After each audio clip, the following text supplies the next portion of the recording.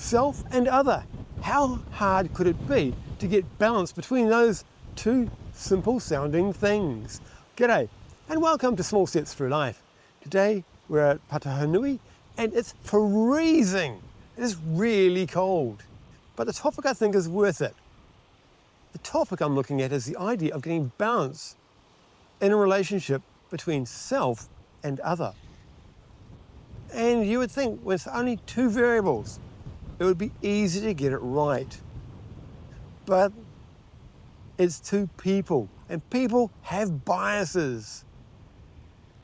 And they have calibration challenges. And so it's much harder than it sounds. Frequently we think about ourselves first, because we are ourselves. And so by default, we will have 100% of focus on us. Okay? So then we kind of try and get balance by thinking, I'm going to make sure it's more balanced. But that bias is still there. We still firstly focus on self. Or we overcompensate and we focus on giving the other person all they want. But what can you do instead? Surely there's a way, and I think there is.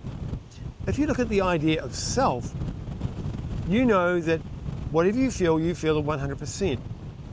Whatever you feel about the other person getting their needs met is going to be less because they live in their head and you don't, or I don't.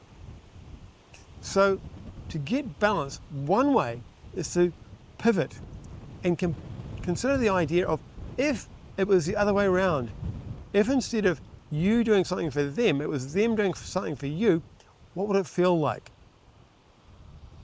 It's a way of recalibrating.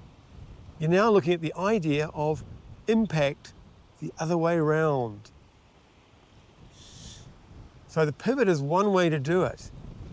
Another way to do it is to consider what they're doing for you. And again, if it was you doing it to them, would you think you were doing your very best? Calibration, it's a challenge. Get it right though, and you've got magic. Because instead of it just being one person making magic happen for one, you've got two people making magic happen for two.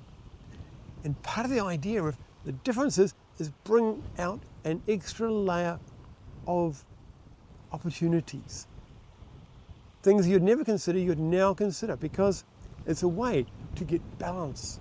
Be amazing, and I'm going to say, see you later.